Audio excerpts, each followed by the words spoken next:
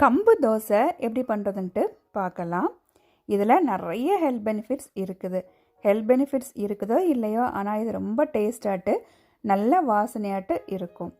இது பண்ணுறதுக்கு 1 கப்பு கம்பு, இங்கிலீஷில் பேர்ல் மில்லட், 1 கப்பு இட்லி அரிசி இல்லைன்னா சாப்பாட்டு அரிசி எடுத்துக்கலாம், பாதி கப்பு உளுந்து, 1 டீஸ்பூன் வெந்தயம்.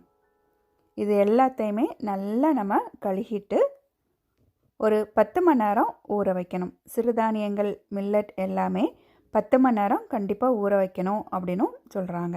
இதை நைட்டு நம்ம ஊற வச்சுட்டு காலையில் நம்ம அரைக்கலாம்.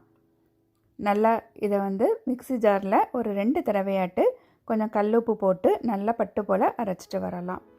இதை நம்ம காலையில் அரைச்சாச்சுன்னா நைட்டு தோசை, இட்லி ஏதாவது நம்ம செய்துக்கலாம்.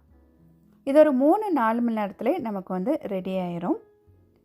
ஒரு 4 மணி நேரத்தில் இது நல்லா நம்ம ரெடி ஆனதுக்கப்புறம் நல்லா இதை மிக்ஸ் பண்ணிவிட்டு இட்லி போடணும்னா இட்லி போட்டுக்கலாம். இட்லி போட்டாலும் ரொம்ப நல்லா டேஸ்ட்டாக சாஃப்டாட்டு வரும். தோசை இதை மாதிரி நல்லா போட்டுட்டு இதில் நல்லெண்ணெய் இல்லைன்னா நெய் ஏதாவது போட்டு நம்ம எடுத்துக்கலாம். நல்ல கிறிஸ்பாட்டு இருக்கும். இது ஃபஸ்ட்டு தோசை அப்படின்னு சொல்கிறனால இந்த மாதிரி வருது.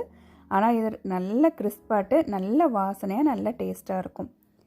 சட்னிக்கு நான் இதில் தக்காளி, பூண்டு, வெங்காயம், வத்தல், புளி, உப்பெல்லாம் அரைச்சி தாளித்த சட்னி, இதுவும் ரொம்ப டேஸ்டாட்டு இருக்கும்.